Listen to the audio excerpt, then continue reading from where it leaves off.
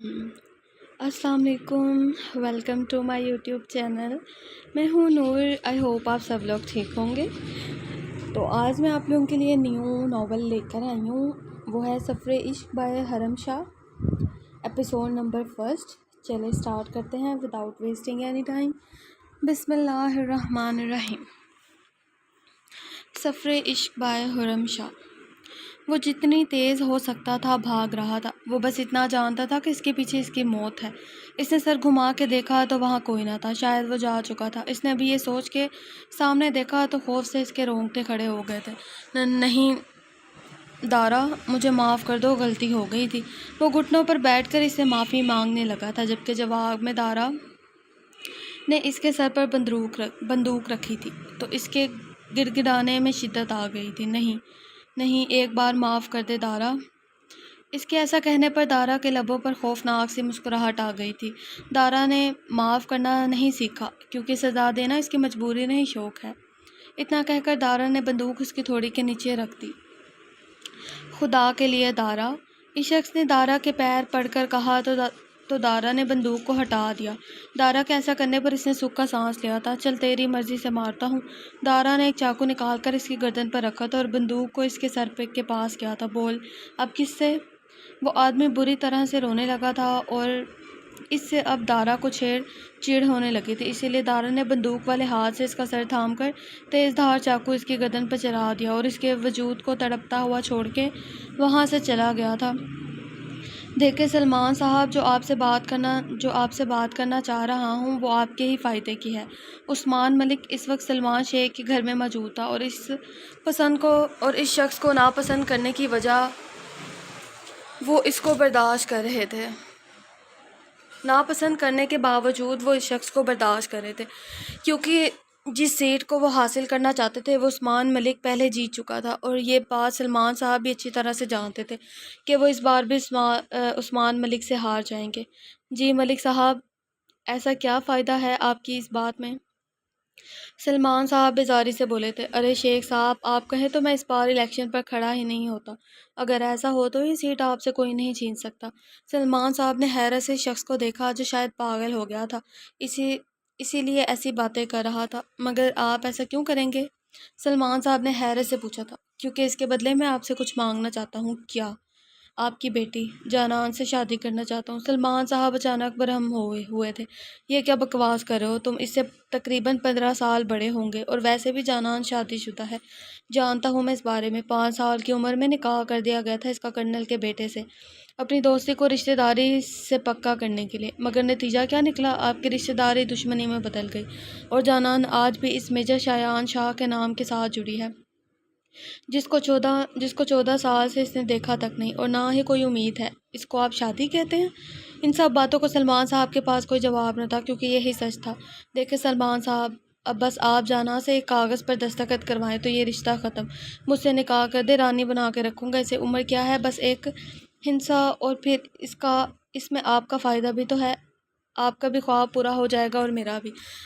उस्मान मलिक ने मुस्कुरा कर कहा था। वो सलमान साहब के चेहरे पर इस्तराब देख सकता था जो इसकी फ़तह की निशानी थी। मैं सोचकर जवाब दूंगा। कैसा अजीब बाप है। आखिरकार सलमान साहब बोले थे। ज़रूर, आपके जवाब का इंतज़ार रहेगा। मगर एक बात याद रखिएगा, इनकार की सूरत में आप अपने ख्वाबों को भी अलविदा कह देना। उस्मान मलिक इतना कहने के बाद उठ खड़ा हुआ था। खुदा हाफिज़। इतना कह के उस्मान मलिक तो जा चुका था, मगर वो दोनों जानते थे कि जीत किसकी हुई थी। सलमान साहब बहुत अरसे से सियासत में थे। वो और लाहौर में अपनी 3 बेटियों और बीवी के साथ रहते थे। सबसे बड़ी हमना, फिर जानान जो हमना से 3 साल छोटी थी, और फिर जरिश जो जानान से 2 साल छोटी थी। जरिश सुन तो सकती थी लेकिन बोलने से कासिर थी। सलमान साहब की बेटे की ख्वाहिश अधूरी ही रही थी और इसी जगह से वो घर में मौजूद किसी भी फ़र्द को खातिर में ना लाते। इनके मुताबिक औरत को मर्द का हर हुक्म मानना चाहिए, इसीलिए उन्होंने अपनी बेटियों पर भी बेजा सख्ती की थी। ये कहना गलत ना होगा कि वो दूसरों से पहले अपने बारे में सोचते थे और घर में कोई भी इनके फैसले पर सवाल नहीं उठाता था। जानना बनना चाहते एमएनए اور ایم این اے بننا چاہتے تھے۔ اب انہیں اپنی سیاسی جیت کا خواب پورا کرنے کا ایک موقع ملا تھا۔ وہ اپنے حلقے کے تھے اور اس بار یہ موقع کسی حال میں نہیں گنوا سکتے تھے، اور اسی سوچ کے ساتھ وہ آخری فیصلہ کر چکے تھے۔ بہاولپور کے علاقے میں ایک آدمی کی لاش ملی جسے کسی شخص نے انتہائی سفاکی سے گردن کاٹ کر مار ڈالا۔ بہت سے لوگوں کا کہنا ہے یہ خطرناک دہشت گرد کا کام ہے، لیکن اس بات کی تحقیقات نہیں ہو سکی۔ اس گلی میں کوئی کیمرہ موجود نہ تھا اور دارا کے نام کے علاوہ اس کی پہچان کو کوئی نہیں جانتا۔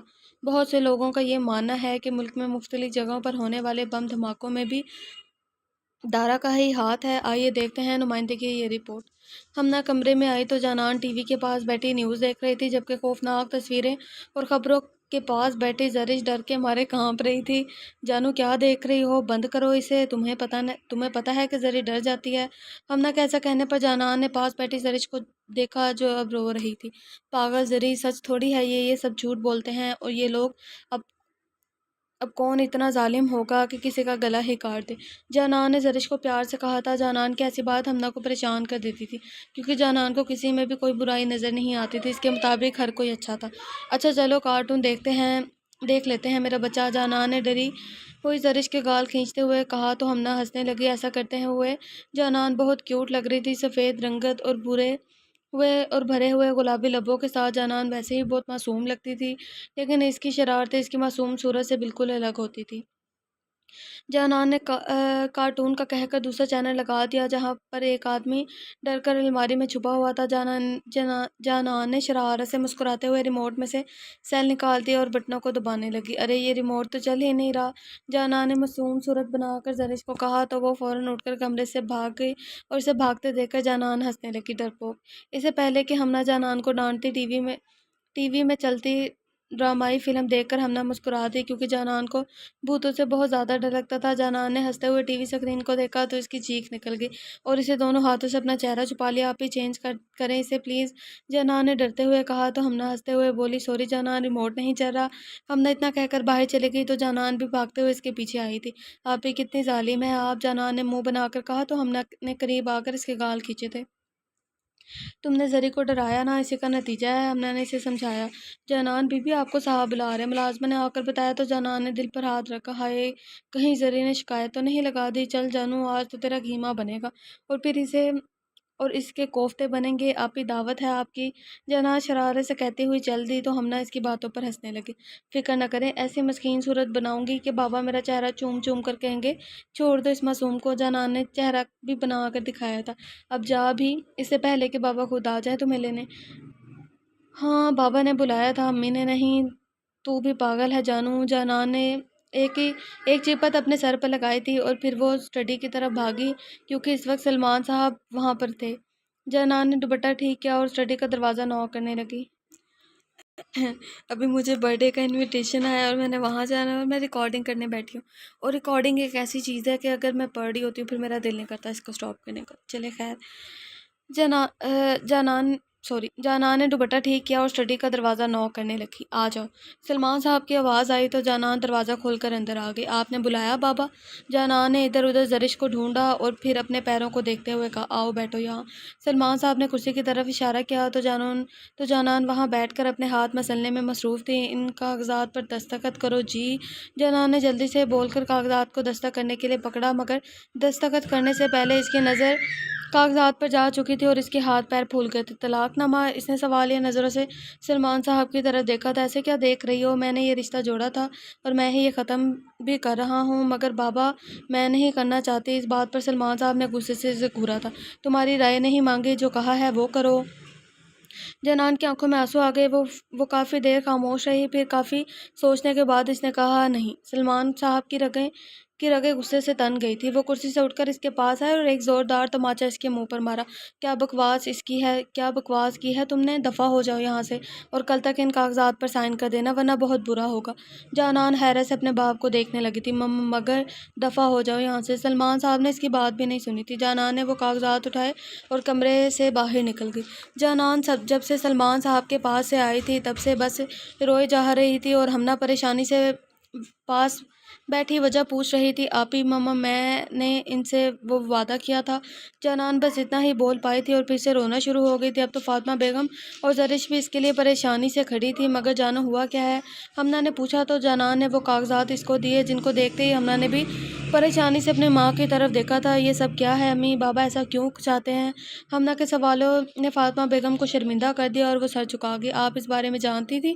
फातिमा बेगम ने हमना के सवालों को नज़रअंदाज किया और जानान के पास आकर बैठ गए। बेटा देखो, अगर आपने इससे वादा किया था तो इसे भी तो वादा पूरा करना चाहिए ना। बेहतर यही है कि आप अपने बाबा की बात मान लो। इनकी बात पर जानान के रोने में मज़ीद रवानी आ गई थी। अपना वादा भूल जाऊं? जानान के सवाल ने फातिमा बेगम को मज़ीद शर्मिंदा कर दिया था। हाँ, भूल जाओ।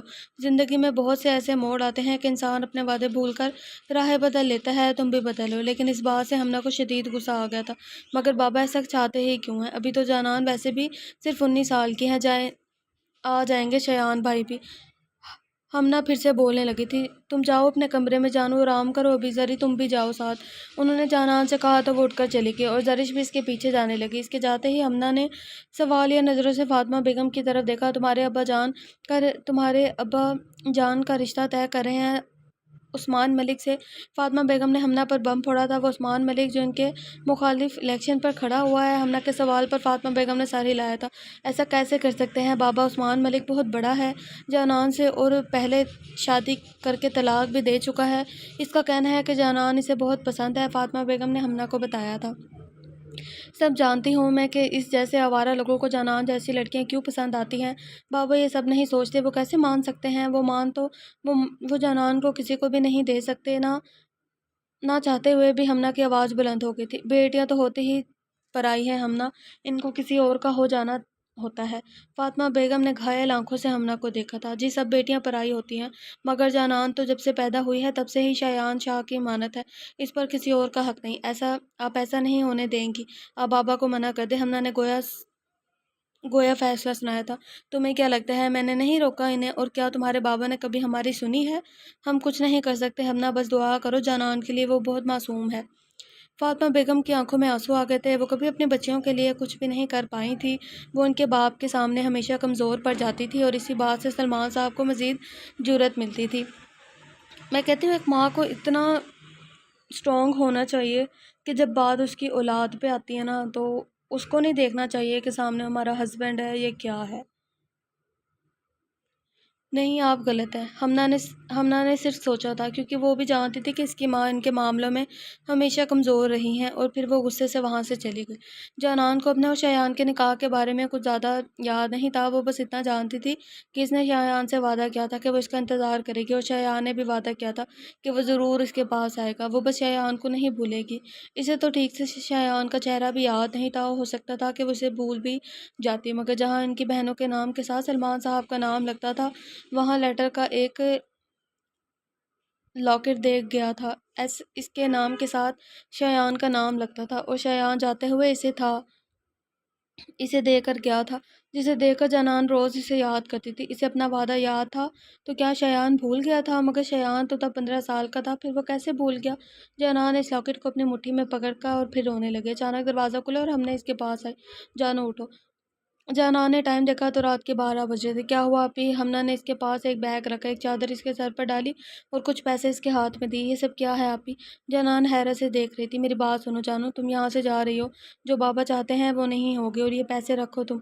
बाहर मेरी दोस्त अपने भाई के साथ इंतज़ार कर रही है, वो तुम्हें कराची की ट्रेन पर बिठा देंगे। और ये कर्नल हसन शाह के घर का एड्रेस है, तुम वहाँ शयान के पास चली जाना। इसके अलावा बैग में तुम्हारी ज़रूरत की चीज़ें हैं और तुम्हारी ID कार्ड भी। मगर मैं कैसे इनके पास जा सकती हूँ? क्यों नहीं जा सकती? शोहर है वो तुम्हारा और तुम्हारे लिए यही बेहतर है। चलो वक्त ज़ाया मत करो। और हाँ, चाहे कुछ भी हो जाए, जब तक शयान भाई के पास ना पहुँच जाओ तब तक घर फ़ोन मत करना। वो जानती थी कि सबसे जानान का पता लगाया जा सकता है, इसीलिए इसे मोबाइल भी नहीं दिया था। हमना ने जानान को खड़ा किया। पर आपी मैं अकेले कैसे कराची जाऊंगी? जानान बहुत घबराई हुई थी। बहादुर बनो जानो, तुम्हारे पास और कोई रास्ता नहीं मेरी जान। वो शख्स तुम्हारा मुहाफिज है और किसी पे भरोसा मत करना। तो फिर निकाह के बाद कभी आए क्यों नहीं? जानान ने मुंह बनाकर पूछा था। وہ میں نہیں جانتی جانو، تم بس جاؤ یہاں سے ورنہ بہت برا ہوگا تمہارے ساتھ، اور میں یہ نہیں ہونے دوں گی۔ ہمنا اس کا ہاتھ پکڑ کے اسے باہر لے کر جانے لگی تھی۔ ہمنا پہلے سے ہی گارڈ کے کھانے میں نیند کی گولیاں ملا چکی تھی، اس کے زیر اثر وہ سو رہے تھے۔ انہوں نے ایسے سے گیٹ کھولا اور باہر کھڑی کار کے پاس آ گئے جہاں ہمنا کی سہیلی آشی اس کا انتظار کر رہی تھی۔ ہمنا نے جانان کو خود میں پیچھا تو جانان اور زیادہ رونے لگی۔ آپ بھی اس سے پہلے کہ جانان کچھ کہتی، ہمنا نے اسے خود سے دور کیا اور اپنی نام آنکھوں کو صاف کرنے لگی۔ جاؤ جاؤ جاؤ جانو، اللہ تعالیٰ تمہاری حفاظت کرے۔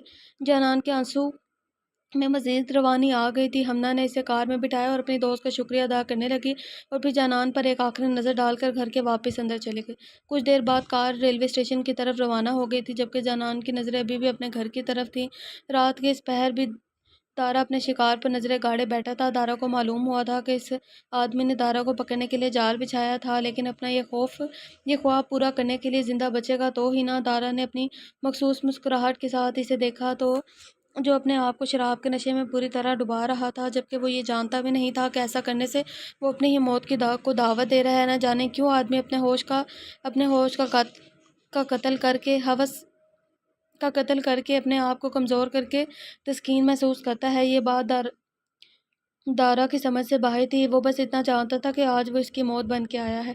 کچھ دیر بعد وہ حسین لڑکی جس کو دارا نے پیسے دیے تھے، اس کے شکار کو کمرے میں لے کر جانے لگی، مگر آج اس کے نصیب میں گناہ کی لذت نہیں تھی۔ دارا دروازہ کھول کر کمرے میں داخل ہوا تو وہ آدمی اس لڑکی کے ساتھ غیر اخلاقی حرکات میں اتنا مصروف تھا کہ اسے کسی کی آمد کا اندازہ ہی نہیں ہوا، لیکن دارا کو دیکھ کر وہ لڑکی سے دور ہوئی اور کمرے سے باہر نکل گئی۔ آخر کار اس کی نظر دارا پر پڑی تھی۔ کون ہے رے تو؟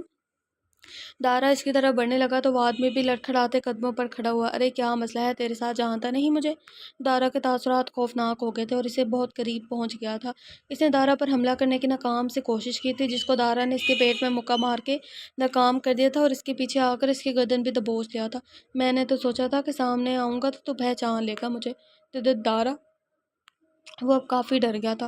واہ یادداشت تیز ہے تیری، مگر افسوس تیرا یہ دماغ کچھ زیادہ ہی چلنے لگا ہے۔ دارا کو پھنسانے کے منصوبے بنانے لگا ہے، اسی لیے اب اس کی مدت ختم نہیں۔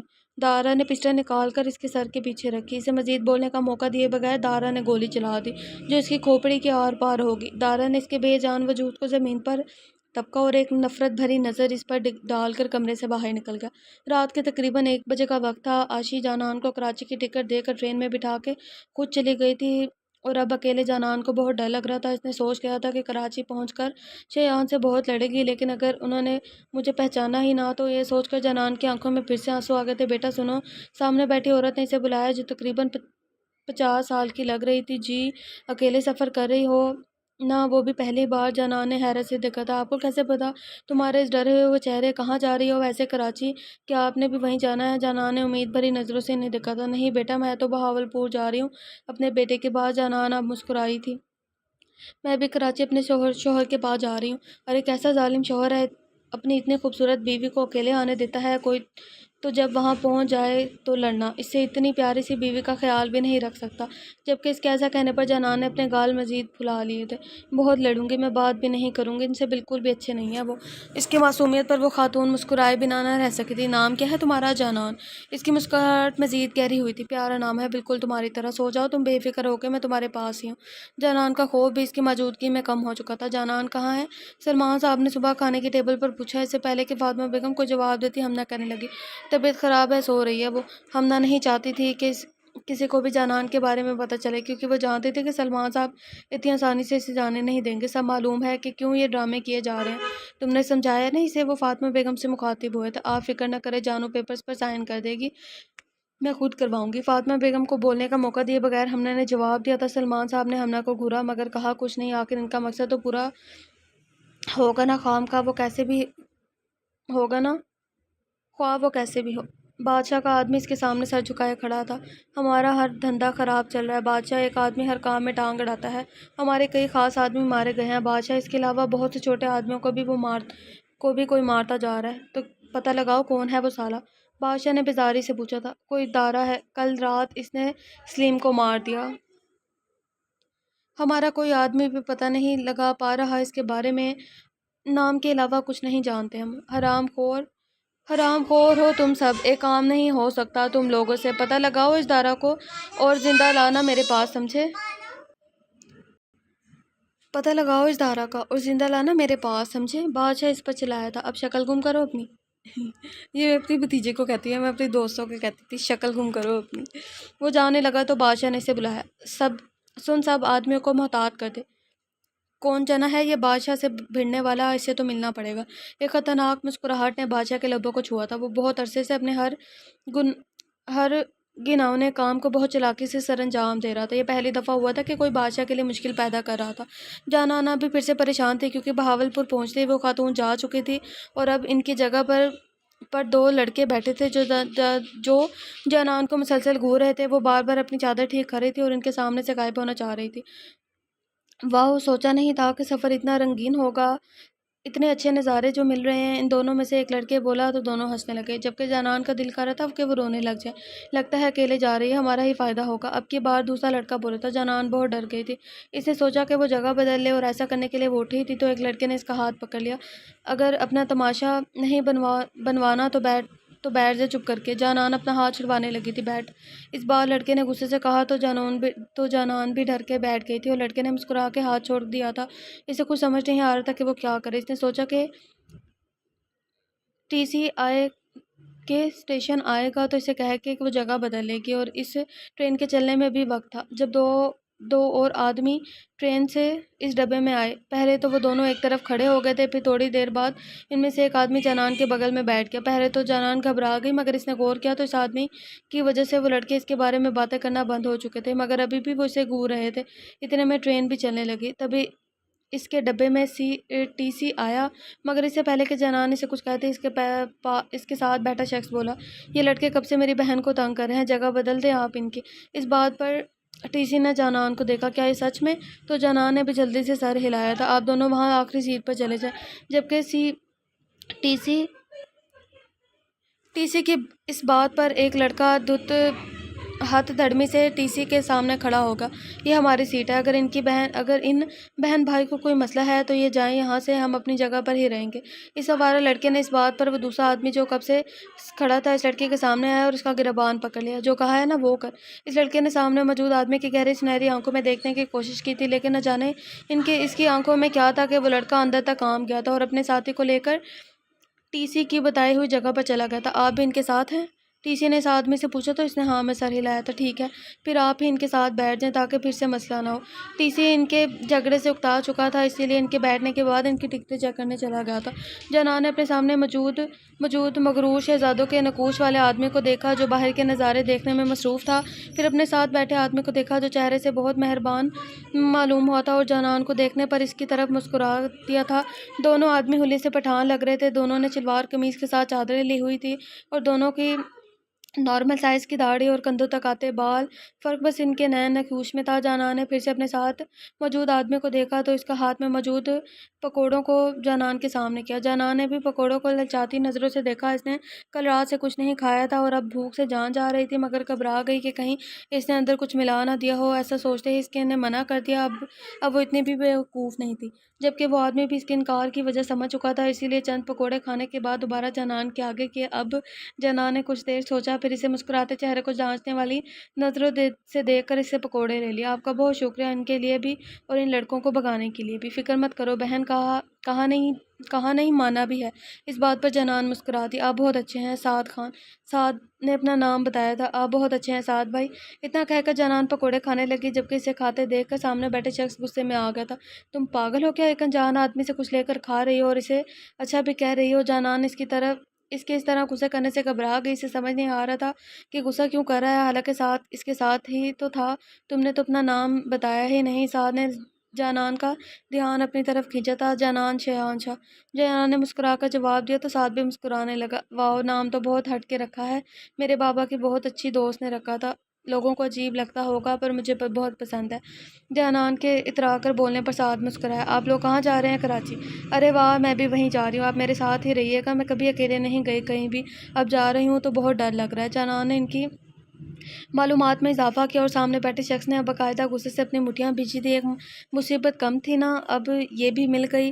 سعد کے کچھ کہنے سے پہلے دوسرا آدمی بولا، مگر جانان کو سمجھ نہیں آ رہی تھی کہ اس کو کس بات کا غصہ ہے۔ شاید اس نے سعد کو اچھا کہا اور اسے نہیں، اور اس کا شکریہ بھی تو ادا نہیں کیا۔ ہاں، اسی بات کا غصہ ہوگا، جانان نے سوچا، اور پھر اس سڑیل آدمی کو دیکھتے ہوئے بولی، آپ کا شکریہ ان لڑکوں کو بھگانے کے لیے، اور آپ بھی بہت اچھے ہیں۔ اس نے نام کے لیے سوالیہ نظروں سے سعد کو دیکھا۔ دراب خان۔ سعد نے فوراً بتایا، جی آپ بھی اچھے ہیں دراب بھائی۔ چپ، کوئی ضرورت نہیں میرے ساتھ رشتہ داریاں کرنے کی، بس اپنا یہ منہ بند رکھو ورنہ ٹیپ لگا کر بند کر دوں گا۔ دارا تو نہیں ہے یہ، مجھے لگ رہا ہے۔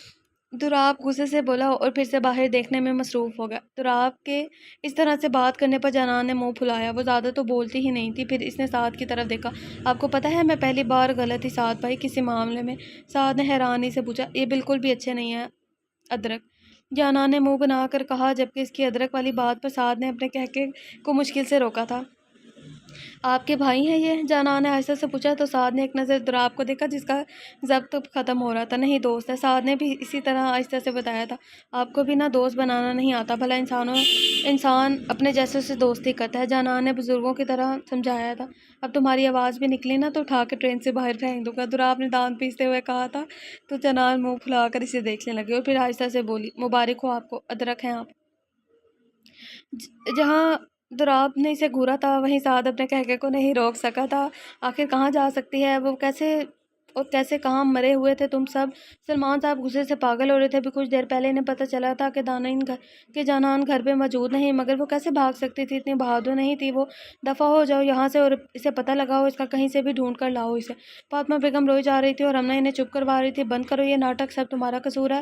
بچوں کی پرورش بھی ٹھیک سے نہیں کر سکی، لاڈلی منہ کالا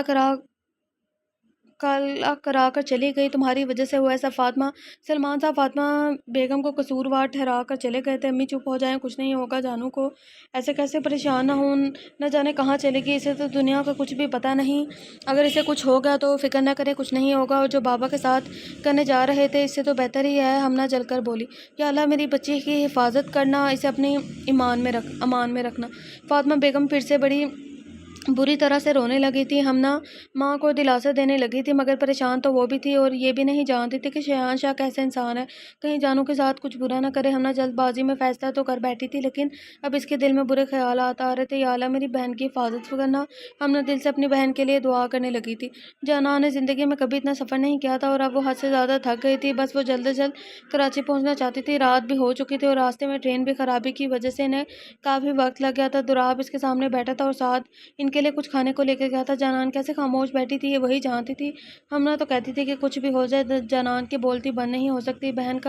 بہن اور گھر کی آتے ہی جانان کی آنکھوں میں آنسو آ گئے تھے۔ اب رو کیوں رہی ہو؟ دراب نے بیزاری سے پوچھا تھا۔ گھر کی یاد آ رہی ہے، اتنا عزیز ہوتا تو تمہیں گھر تو بھاگ کے نہ آتی وہاں سے۔ تب تک سعد بھی بریانی کے ڈبے لے کر آیا تھا اور دراب کی بات اسے بری لگی تھی۔ سعد نے کچھ کہنا چاہا مگر جانان اس کے بات کاٹ کے بولی، بھاگی نہیں میں گھر سے، پھر کچھ سوچنے کے بعد بولی، ہاں ایک طرف سے بھاگی بھی ہوں مگر دوسری لڑکیوں کی طرح ایک تو مجھے میری آپی نے بولا تھا جانے کو اور دوسرا میں اپنے شوہر کے پاس جا رہی ہوں، تو یہ بری بات تو نہیں ہے نا؟ اچھا تو آپ شادی شدہ ہیں، چھوڑو یہ سب، میرے بہنوئی کے بارے میں بتاؤ مجھے، تمہارے قابل بھی ہے یا نہیں؟ سعد نے اس کا غصہ کم کرتے ہوئے اسے باتوں میں لگانا چاہا، شایان جی آرمی میں میجر ہیں، باقی دکھتے کیسے ہیں یہ یاد نہیں، اور اتنا پتہ ہے مجھے کہ کیسے بھی ہوں وہ کچھ لوگوں کی طرح ادرک نہیں ہوں گے جن کو لگتا ہے کہ وہ ہنسنا اور بولنا بہت مہنگا ہے اور وہ دنیا کے سب سے غریب انسان ہے۔ وہ بتا تو سعد کو رہی تھی مگر دیکھ دراب کو رہی تھی۔ دراب نے سارا دن جانان کو کچھ بولنے نہیں دیا تھا، جس کی وجہ سے جانان بھی اب اپنا غصہ نکال رہی تھی۔ پہلے تو جانان نے سوچا کہ اٹھ کے کیبن میں موجود کسی عورت کے پاس چلی جائے، مگر اسے سعد کے پاس سے تحفظ محسوس ہوتا تھا، اور اگر وہ عورتیں بھی راستے میں اتر جاتی تو کس منہ سے ان کے پاس واپس آتی، یہی سوچ کے وہ اپنی جگہ پر خاموش ہی بیٹھ گئی تھی۔ کیا مطلب یاد نہیں کہ تمہارا شوہر کیسا دکھتا ہے؟ سعد نے حیرانگی سے پوچھا۔ میں 5 سال کی تھی جب ہمارا نکاح ہوا تھا، آپ کو پتہ ہے سعد بھائی، انہوں نے مجھ سے وعدہ کیا تھا کہ وہ مجھے لینے آئیں گی، اور میں نے بھی وعدہ کیا تھا کہ میں انہیں کبھی نہیں بھولوں گی اور میں انتظار کروں گی، اور وہ آئے نہیں لینے، لیکن میں اپنا وعدہ کبھی نہیں توڑتی، اور یہ بات تو آپ ہی کو بھی پتہ تھی، اسی لیے جب بابا نے طلاق کا کہا تو آپ ہی نے مجھے ان کے پاس بھیج دیا، لیکن اب میں ان کے پاس جاؤں گی اور پھر ان سے بہت لڑوں گی، پھر وہ معافی مانگیں گے اور پھر ہم مل جل کے لاہور جائیں گے اور بابا کو بھی منا لیں گے۔ جانان بولنا شروع ہوئی تو بولتی گئی، جبکہ دراب اس کی باتوں پہ ہی سوچ رہا تھا کہ کیا ہوگا اگر زندگی اتنی آسان ہوتی۔ تمہارے بابا کیوں تمہارا رشتہ ختم کرنا چاہتے تھے؟ اس دفعہ سوال دراب کی طرف آیا تھا۔ پتہ نہیں، جانان افسردہ ہو گئی، مگر پھر اس کی نظر سعد کے ہاتھ میں موجود بریانی کے ڈبے پر گئی اور اس نے ایک ڈبہ لے لیا۔ باتوں میں آپ نے بریانی ٹھنڈی کر دی، مرغے کی روح بددعائیں دے گی آپ کو۔ جانان نے ایسا کہنے پر دراب بھی مسکرایا تھا۔ بہت معلوم کرنے سے بھی جانان کا کچھ پتہ نہیں چلا تھا۔ سلمان صاحب فکر مند تھے، لیکن زیادہ فکر انہیں عثمان ملک کی تھی کہ اسے کیا جواب دیں گے جسے وہ ہاں کر چکے تھے۔ ایک پل کو ان کے ذہن میں خیال آیا کہ کہیں جانان حسن کے گھر تو نہیں، جانان اتنی بہادر نہیں کہ اکیلے کراچی چلی جائے۔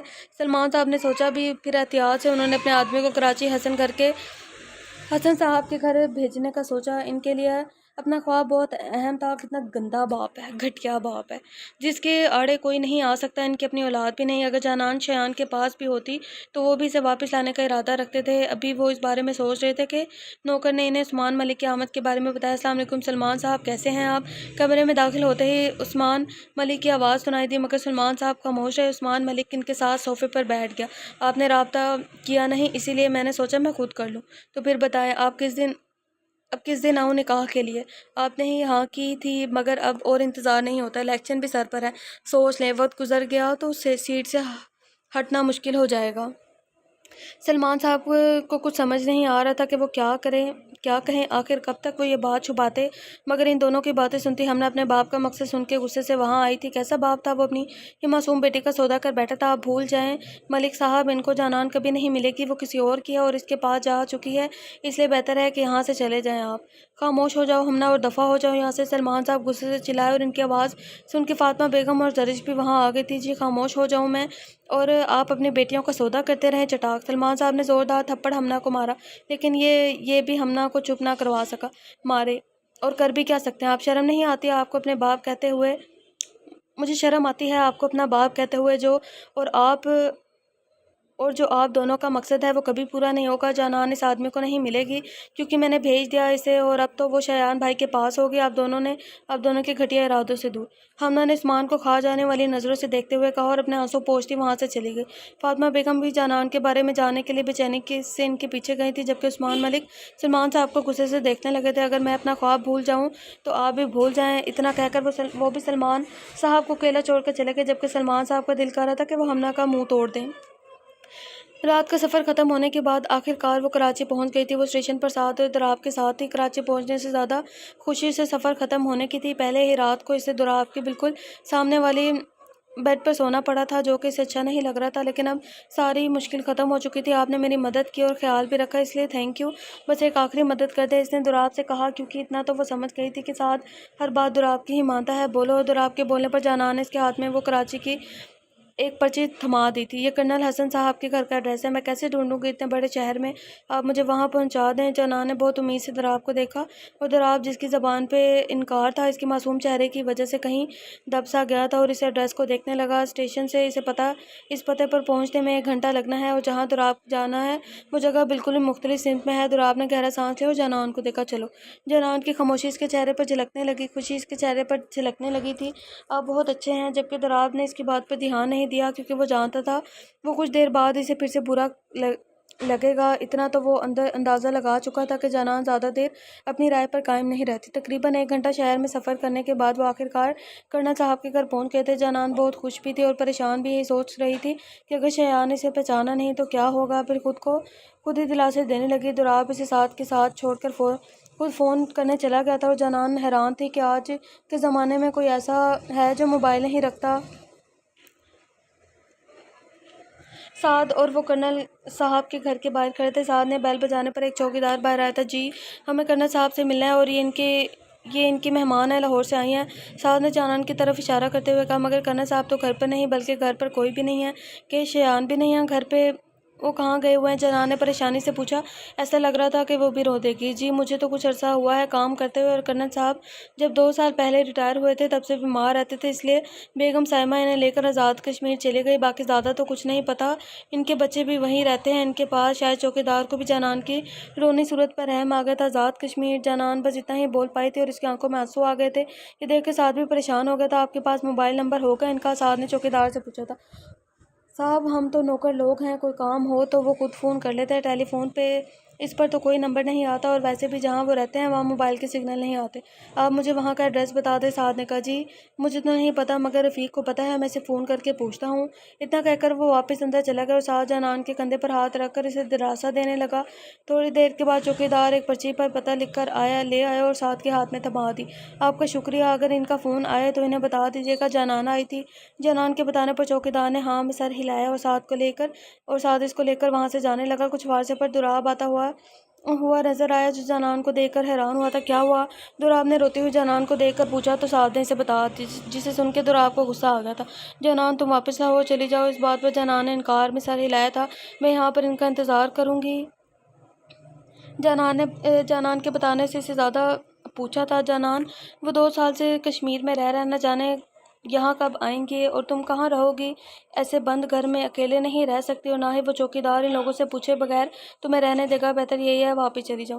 جنان اس کی باتوں پر غور کرتے سوچنے لگے اور پھر بولی میں گھر واپس نہیں جا سکتی، بابا مجھ سے طلاق کی بات کریں گے اور آپی کو کتنا برا لگے گا۔ وہ تو پہلے ہی مجھے نکما سمجھتی ہیں، اور میں ان کے پاس آزاد کشمیر چلی جاؤں گی۔ اور اس بات پر دراب کا پارا ہائی ہوا تھا۔ پاگل ہو گئی ہو؟ کشمیر جاؤ گے؟ جانتی ہو کتنا دور ہے؟ یہاں سے پاکستان کے ایک کونے میں کراچی ہے تو دوسرے میں کشمیر، اور تم تو کسی شہر کے بارے میں کچھ جانتے بھی نہیں۔ عقل سے کام لو اور واپس چلی جاؤ۔ دراب صحیح کہہ رہا ہے گڑیا۔ سعد نے بھی دراب کا ساتھ دیا تھا، مگر جنان بھی اپنی ضد پہ قائم تھی۔ ٹھیک ہے بھاڑ میں جاؤ، تم ہم سے توقع نہ رکھنا کہ وہاں لے کر جائیں گے، اکیلی جاؤ تم۔ دراب انتہائی غصے سے چلایا، جس کی وجہ سے جنان پہلے تو سیم کے ساتھ کے پیچھے چھپنے لگی، مگر پھر اپنا سارا غصہ اور دراب پر نکالنے لگی۔ آخر یہ اس کے لیے کتنا مشکل تھا کہ یہ وہی جانتی تھی۔ میں نے آپ سے نہیں کہا ساتھ آنے کو، آپ نے میری بہت مدد کی، اس کے لیے شکریہ، مگر آپ فکر نہ کریں، اب آپ کو تنگ نہیں کرتی، اکیلے چلی جاؤں گی میں۔ اب بس مجھے اتنا بتا دیں کہ اتنے پیسوں میں پہنچ جاؤں گی۔ اس نے چند ہزار کے نوٹ دراب کے آگے کر کے پوچھا، جبکہ دراب کا دل کیا کہ اس کی عقل پہ اپنا سر دیوار پہ مارے۔ ساتھ تم اسے بس سے چھوڑا اور ٹکٹ بھی لے کر دینا، اب سے یہ اپنے راستے اور ہم اپنے، جب ہماری منزلیں ہی جدا ہیں تو راستہ ایک کیوں ہو؟ دراب جنان کے پاس کھڑا اس کی آنکھوں میں دیکھ کر بولا تھا، کام کی جگہ پہ ملنا مجھے۔ اتنا کہہ کر دراب وہاں سے چلا گیا۔ سعد کو اس کا فیصلہ پسند نہیں آیا تھا، مگر وہ چپ رہا کیونکہ دراب نے کون سا اس کی بات سن لینی تھی۔ وہ جانتا تھا کہ جنان اکیلی اتنی دور نہیں جا سکتی، اس لیے اسے پھر سے سمجھانے لگا، مگر جنان نہیں مان رہی تھی، اس لیے سعد بھی مجبور ہو گیا۔ سعد جنان کو بس اسٹیشن کے کیبن میں چھوڑ کے آ گیا تھا۔ بس کی روانگی میں 2 گھنٹے تھے اور اتنی دیر میں جنان کو وہاں انتظار کرنا تھا۔ دراب اور وہ اس وقت ایک آدمی سے ملنے جا رہے تھے۔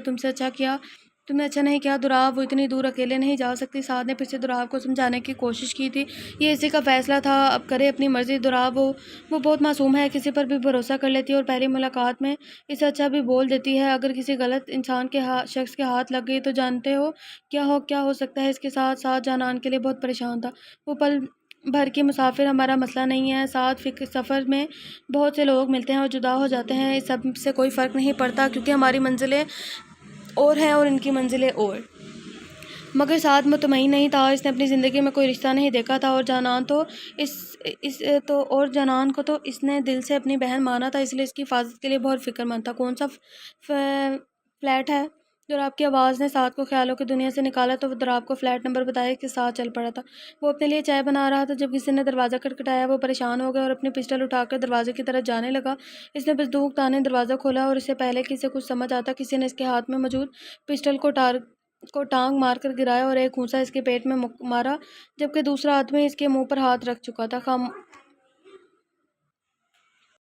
خاموش رہے گا تو تیرے حق میں ہی بہتر ہوگا۔ دارا نے اسے بولا اور ایک چاقو اپنی پنڈلی کے پاس سے نکالا۔ دارا کا ساتھی اس کے ہاتھ باندھنے لگا، تب تک وہ دارا نے دروازہ بند کر کے لاک لگا دیا تھا۔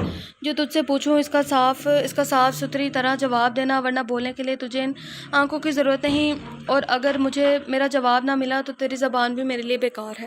دارا نے چاقو کی نوک اس کے دائیں آنکھ کے پاس رکھی۔ بادشاہ کہاں ہے؟ مجھے نہیں معلوم۔ اپنے منہ کو آزادی ملتے اس نے اتنا بولا تھا کہ دارا نے چاقو اس کی آنکھ میں گاڑ دیا۔ اف اللہ! اور اس کے ساتھی نے منہ پر دوبارہ ہاتھ رکھ کے اس کی چیخ روک دی۔ دارا نے چاقو نکال کر دوسری آنکھ کے سامنے رکھا، خون پانی کی طرح بہہ رہا تھا۔ ایک اور موقع دیا، بادشاہ کہاں ہے؟ اور یاد رکھنا اگلی بار تیری زبان کی ہوگی۔ اگر یہ میرے کام نہیں آئے تو کوئی مقصد نہیں اس کا، کیونکہ کوئی نہیں جانتا بادشاہ کے بارے میں۔ دارا نے چاقو کی نوک آنکھ کے بالکل پاس کی۔ ماما ملک، صرف ملک کو پتہ ہے، بادشاہ کا کہاں ملے گا؟ وہ آدمی تکلیف کے مارے بے ہوش ہونے لگا تھا، تو دارا نے ایک گھوسا اس کے منہ پہ مارتا، بول ماما، میرا پورا آزاد کشمیر ہر برا آدمی جانتا ہے، اسے کب سے کسی سے بھی پوچھ لینا، معلوم ہو جائے گا۔ دارا نے خوفناک مسکراہٹ کے ساتھ چاقو اس کے سینے میں گاڑ دیا اور اپنے ساتھی کی طرف دیکھا، جو اس کے جواب سے کافی خوش نظر آ رہا تھا۔ جنان اسٹیشن پر 1.5 گھنٹے کا انتظار کرنے کے بعد اب بس میں بیٹھی ہوئی تھی، اور وہ پریشان تھی کہ اتنی دور اکیلے کیسے جائے، مگر وہ واپس بھی تو نہیں جا سکتی تھی۔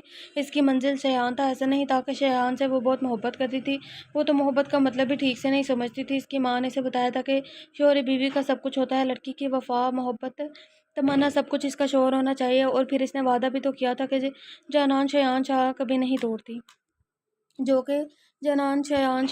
توڑتی، جنان کے ساتھ بیٹھی عورت کو کنڈکٹر نے کچھ کہا تو عورت تو پہلے تو وہ بحث کرنے لگی، پھر وہاں سے اٹھ کر چلی گئی۔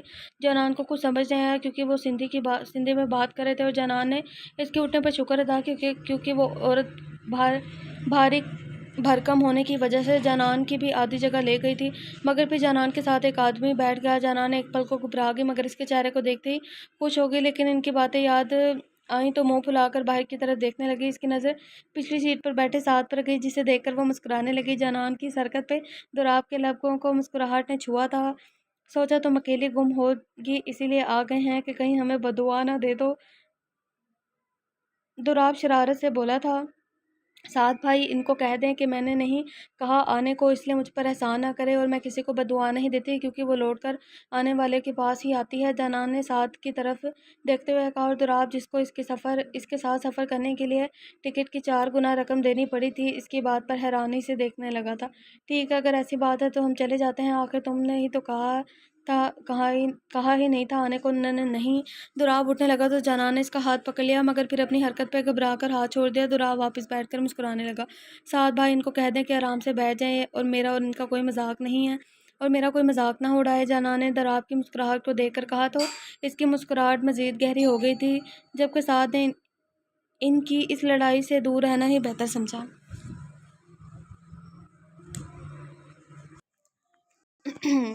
بادشاہ کو خبر مل چکی تھی کہ کراچی میں سے ایک اور آدمی کو مار دیا گیا ہے۔ بادشاہ جانتا تھا کہ یہ کام بھی دارا کا ہے، اور وہ سوچ کر تھک گیا تھا، لیکن سمجھ نہیں آ رہا تھا کہ یہ دارا کون ہے اور بادشاہ کے پیچھے ہاتھ دھو کے کیوں پڑا ہے۔ بادشاہ یہ بھی جانتا تھا کہ دارا اب پھر سے اس کے کسی آدمی کے پاس جائے گا، مگر کون؟ بہت دیر سوچنے کے بعد اس کے ایک خاص آدمی کو بلایا۔ جی سردار۔ بہرام نے کمرے میں داخل ہوتے ہی بادشاہ سے پوچھا، ملک پہ نظر رکھو، دارا کا شکار وہی ہوگا۔ تو ہم اپنے ایپیسوڈ کو یہیں پر اینڈ کرتے ہیں۔ یہ تھوڑا سا شارٹ ایپیسوڈ ہو گیا کیونکہ میں نے جانا ہے، تو ملتے ہیں نیکسٹ ایپیسوڈ کے ساتھ۔ اپنا بہت سارا خیال رکھیے گا۔ اللہ حافظ۔